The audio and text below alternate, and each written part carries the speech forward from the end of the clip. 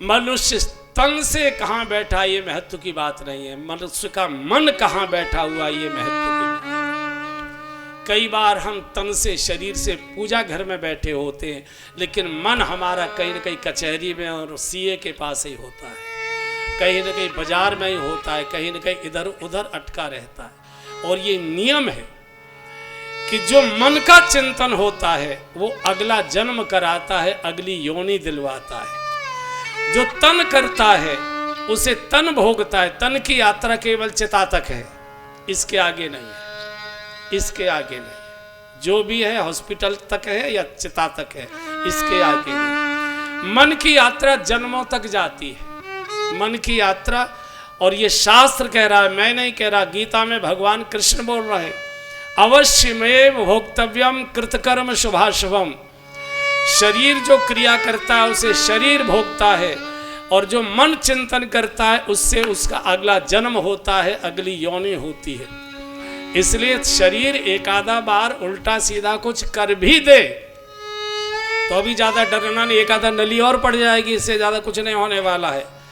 लेकिन मन में जब ऐसी बातें आ रही हों, और ये सत्य ही मान लीजिए इस बात को कि मन में कभी अच्छी बातें आती ही नहीं है। अच्छी बातों को बुलाने के लिए प्रयत्न किया जाता है।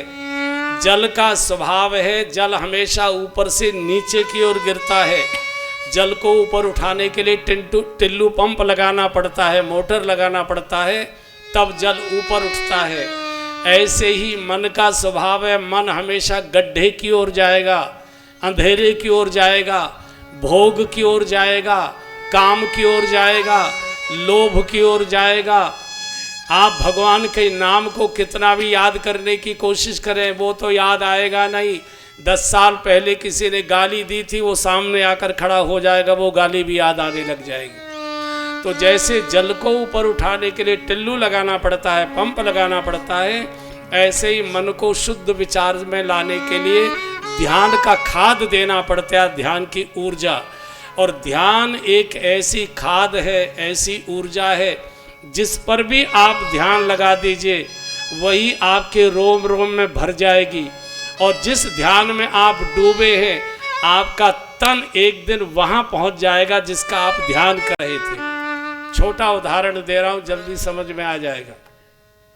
मान लीजिए हमारे मन में गोलगप्पे खाने की इच्छा हुई और आपने गोलगप्पे पर ध्यान देना शुरू कर दिया कि बड़े स्वाद होते हैं, बड़ा चटपटा है उसका, ये है वो है।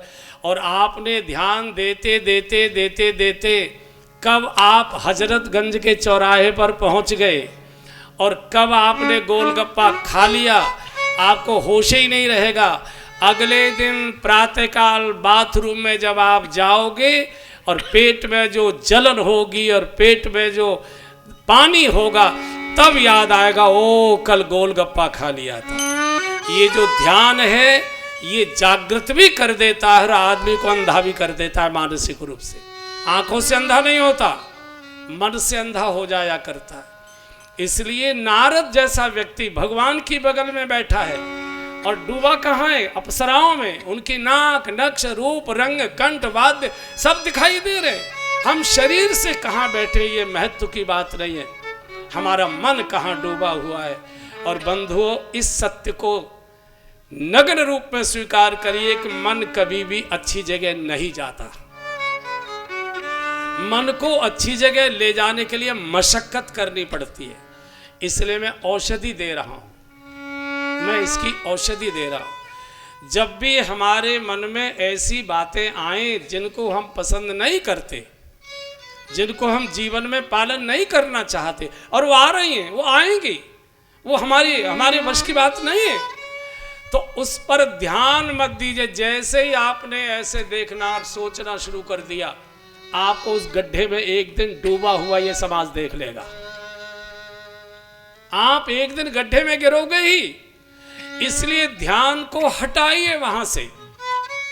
बार बार वो बातें आएंगी, बार बार आएंगी, बार बार आएंगी, बार बार ध्यान हटाइए। बैठकर मान लीजिए पूजा कर रहे हैं, खड़े हो जाइए, टहलने लग जाइए, लेट कर कुछ पढ़ रहे हैं पाठ की पुस्तक, बैठ जाइए, टहल कर पढ़िए, बोल कर पढ़िए, जोर से पढ़िए, बार बार उस चक्कर को तोड़िए। अन्यथा आपको गड्ढे में कब गिरा दिया पता नहीं लगेगा। जब क्रिया हो जाएगी और नरक भोग लोगे तब होश आएगा कि ऐसा ऐसा हो गया। इसलिए मान लीजिए, मैं तो फिर वही गोलगप्पे मुझे भी बड़े स्वाद लगते हैं, इसलिए मैं बार बार उन्हीं को बीच में ले आता हूँ।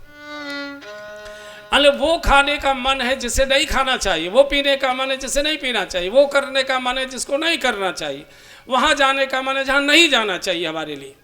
तो मन कहेगा चलो पागल हो रहे, दुनिया जाती है बात, चलो चलो आनंद लो ले, ये मनुष्य शरीर काय के लिए मिला है, ये खाओ पियो मौज करो। उसकी अगर सुनी तो नरक में डाल ही देगा, कोई बचा नहीं पाएगा, कोई पाठ नहीं बचा पाएगा, कोई पूजा नहीं बचा पाएगी, कोई महाराज का आशीर्वाद नहीं बचाएगा, कोई तीर्थ यात्रा नहीं बचाएगी। क्रियाएं चलती रहेगी, पाठ के पेज बदलते रहेंगे, मालाएं घूमती रहेंगी और तन मन हमारा कहीं न कहीं अंधेरे में भटकता रहेगा। इसलिए जो बातें हमको पसंद नहीं आती उसको तोड़िए चक्कर को।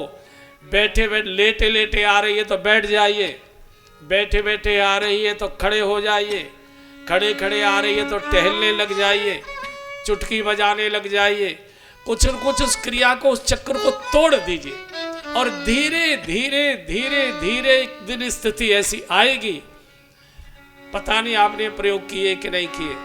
कुत्ता आता है घर में, कुत्ते को फटकार दीजिए, थोड़ी देर बाद फिर आ जाता है, फिर फटकार दीजिए, थोड़ी देर बाद फिर आ जाता है, फिर फटकारिए, थोड़ी देर बाद फिर आ जाता है।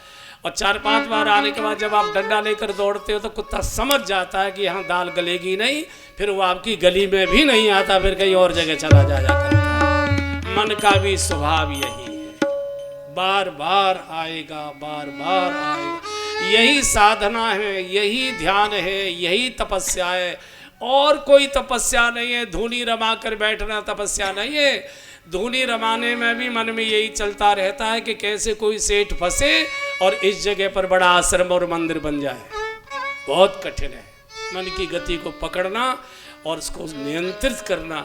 इसे एक ही तरीका है, आसन बदलिए, नाचने लग जाइए, चुटकी बजाइए, बच्चे को खिलाने लग जाइए, कुछ भी करिए, लेकिन जिन बातों को पसंद नहीं करते वो बातें मन में आ रही है, आंख बंद मत करिए, ऐसे बावले मत हो जाइए, नहीं तो वो डूब जाओगे, कोई नहीं बचा पाए।